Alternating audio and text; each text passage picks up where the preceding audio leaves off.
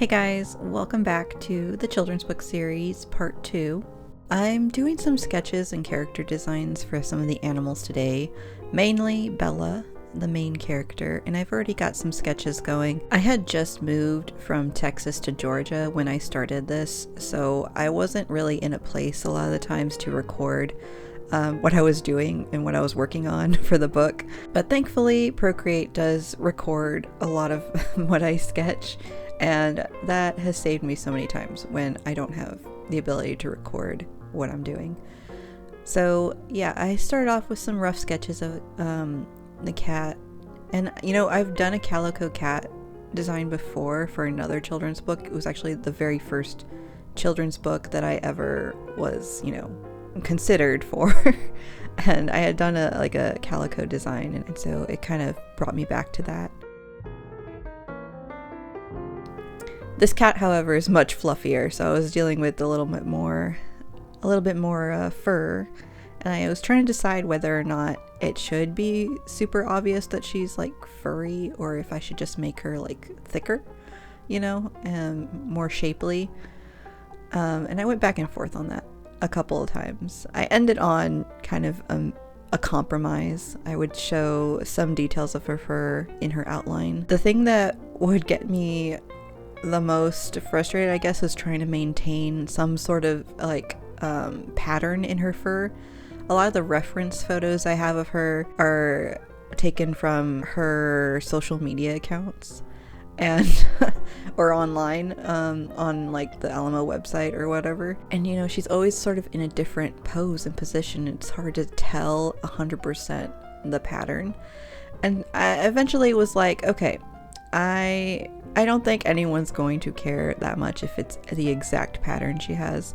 I just have to sort of make it look as closely as I can and give the essence of her pattern. And that's what it came down to. Overall, her design was pretty easy for me, I guess, comparative to other types of animals that I have to draw for this. That's probably because I draw a lot of cats, obviously. All my stickers are cats, so I've drawn cats for so long. So it came much easier than some of the other animals. I really had to start over learning how to draw, which you'll see those at the end. I didn't record those as much, but I'll show you guys them in the end.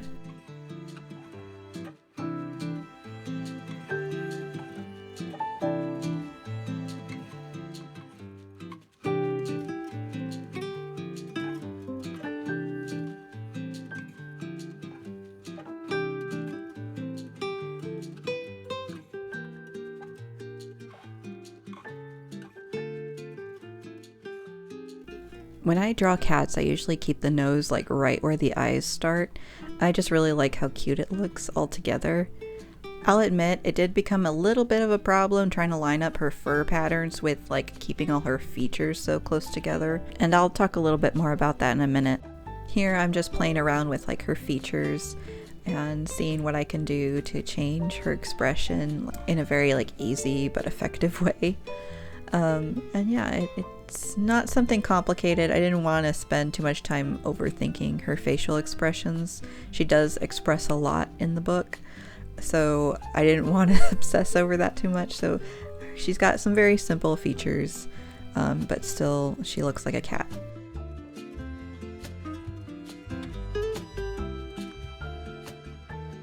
When I look at the original sketches for Bella, sometimes I wonder if I could have gone with a style that was a lot more sketchy and less refined for the book. Although my artwork in general, especially my digital artwork, is much more polished and definitely has a more quote-unquote finished look to it. I feel like in the children's book world, there's definitely a little bit more of favoritism for a more unrefined style of artwork. So I could have gotten away with it, I guess, if I had done that. But I think I lack the confidence to do that. I think that's one thing. Also, this is just me reflecting on this now. Obviously, when I was creating the book, I had the mindset of, I'm not going to experiment. I'm just going to do what I know. And so this is just me reflecting on this now. Okay, so back to designing this character. With her fur, I definitely lightened the dark spots, even though in her pictures clearly it's a black and an orange. But I went with a gray color because obviously if I were to do a black or even a darker gray that was a little closer, it would kind of drown out her eye. And then, of course, like I mentioned, that spot underneath her chin that's supposed to be dark also gave me some issues.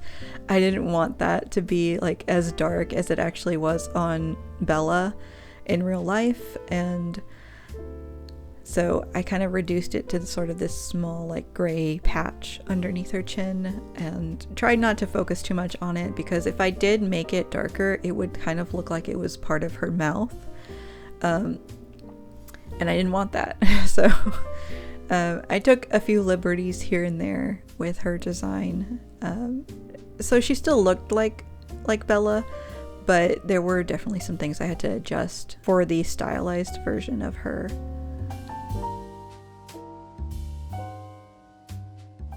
So one funny little detail about the illustrations I did for this book is that I did all the character art in Procreate, and then I did all the background art in Photoshop, and I sort of combined them together in the end and sort of photoshopped everything.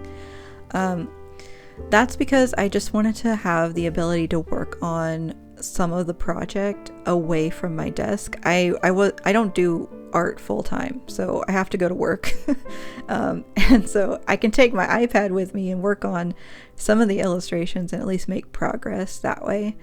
So I'm not always at my desk. And another reason is I've done a children's book entirely in Procreate before, backgrounds and everything, page layout, whatever.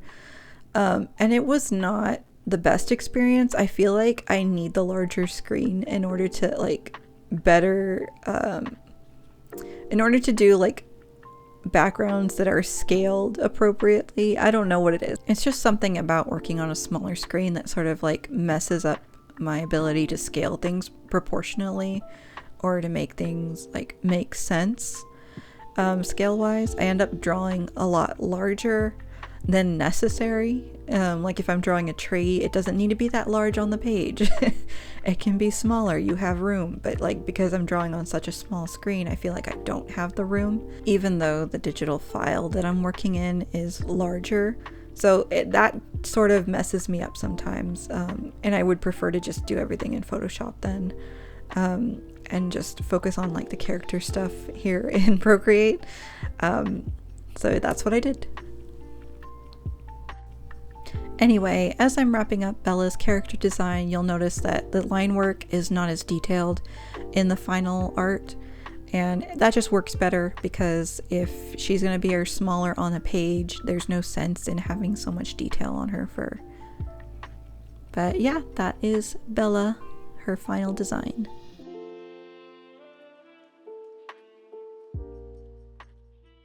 So now I'm going to show you guys some of the other animals I drew for the book, and I don't have a lot of drawings of these. I didn't give them the same level of attention I gave Bella. I was mostly focused on making them look like the animals they're supposed to look like, and I'm not used to drawing these animals at all like I am used to drawing cats. And you know, I've drawn tigers before, but these animals were a little difficult for me.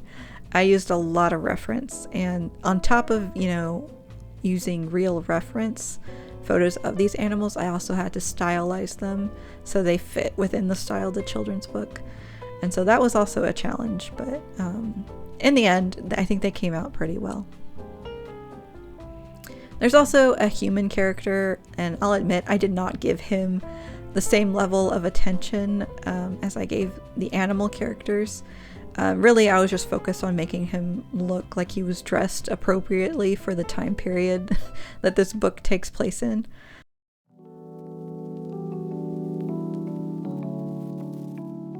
Anyway guys, I am wrapping up the video here. I know I said I was going to do thumbnailing in this part of the series, but I think I'm going to save that for its own video, just because there's a little bit more to go over and it would make this single video much longer. So yeah, please subscribe and join me for the thumbnailing portion of this series. We're going to be drawing all the different sketches for each page and talking about the text and page turns and all that good stuff. If you are interested in purchasing the book, it is linked in the description through the author's website. Jessica and I appreciate any sale we get. So yes, please click that link, check it out. Or if you know anyone who enjoy these videos or the book itself, please share it with them. Alright guys, thanks so much for watching this video. I will see you guys next time. Bye!